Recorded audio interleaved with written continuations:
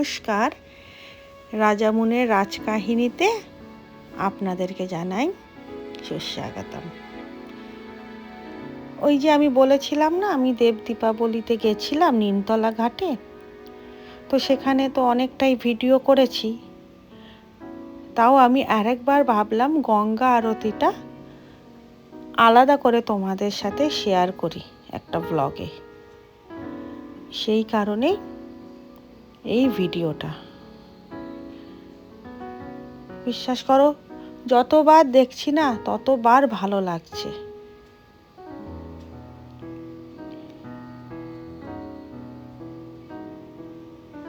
এত সুন্দর করে আরতি।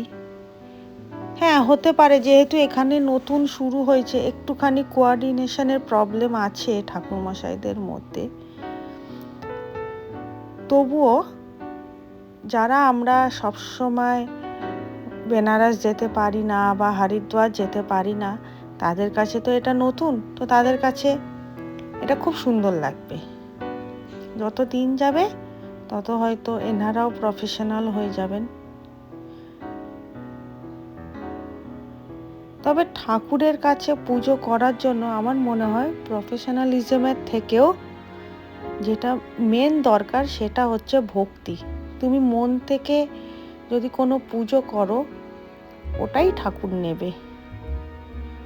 সব সময় আড়ম্বর করেই করতে হবে, একদম ঠিক করতে হবে সেটা নয়। এই যেমন ধরো, আমার ঘরে নারায়ণ শিলা প্রতিষ্ঠিত হলেন, পারদের শিব। অনেক সময় ঠাকুরমশাইরা বলেন কি মেয়েরা নারায়ণ শিলা পুজো করতে পারে না। তো যদিও এটা তর্ক সাপেক্ষ, কিন্তু এরকম কথা তো কোথাও লেখা নেই যে মেয়ে ছেলের মধ্যে একটা বিভক্ত। এগুলো তো সমাজ বানিয়েছে, আর সমাজ বানিয়েছে আগেকার দিনের কিছু সন্ন্যাসরা বা সন্ন্যাসীরা। তো তাদের কথাতে যদি সব কিছু চলে, তাহলে তো বাড়িতে সবসময় যে পুরুষরা বর্তমান থাকবে এর তো কোনো মানে নেই। তো তখন কি আমাদের কাছে ঠাকুর অভুক্ত থাকবেন? যেমন আমরা বলি নারী পুরুষ সমান সমান, তো সব ক্ষেত্রেই নারী পুরুষকে সমান অধিকার দেওয়া উচিত। সেক্ষেত্রে বাসেও মহিলাদের জন্য সংরক্ষিত সিটটা উঠিয়ে দেওয়া উচিত। যাকগে, আমি আউট অফ দ্য ট্র্যাক চলে গেলাম মনে হয়, উচিত নয়। তো আরতিটা এতটা সুন্দর লাগছিল না, কি বলবো। বিশেষ করে এই 108 প্রদীপটা কিংবা ওই যে কর্পূর দানিটা বা ধুনোটা, মনোমুগ্ধ করা। আমি না তোমাদের সবাইকে বলবো, কখনো সময় হলে একবার নিমতলা ঘাটে চলে যাবে।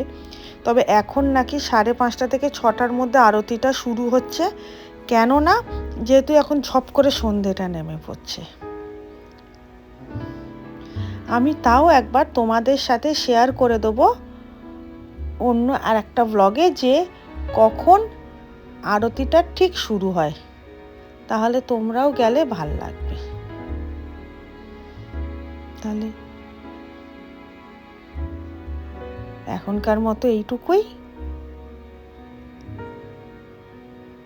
যদি এই ব্লগটা ভালো লেগে থাকে, একটা লাইক কমেন্ট করে দিও, আর একটু শেয়ার করে দিও, আর যদি সম্ভব হয় তাহলে সাবস্ক্রাইব করে দিও।